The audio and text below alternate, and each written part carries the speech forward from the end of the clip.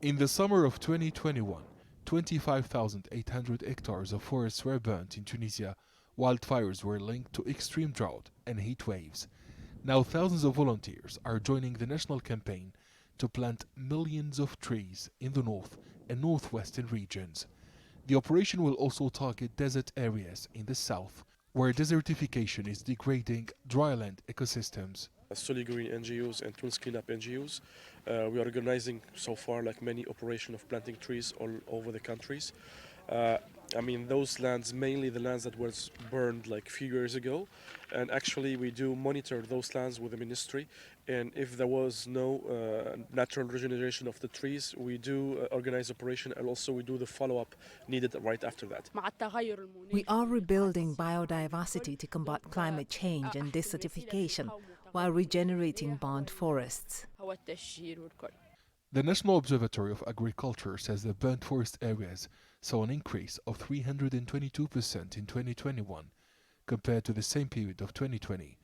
Every weekend, environmental activists travel to remote mountain regions to take part in this large-scale reforestation operation.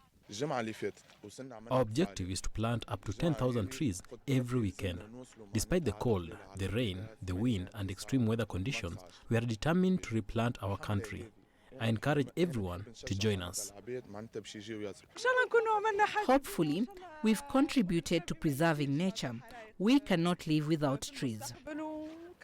The Forest and Pastoral Reforestation Department at the General Directorate of Forestry in Tunisia announced that the state and the civil society have achieved 25% of the reforestation effort since the start of the program on the second Sunday of November 2021. We have achieved 25% of our objective, which is planting 2 million trees. Reforestation kicked off in November because the rainy season started late.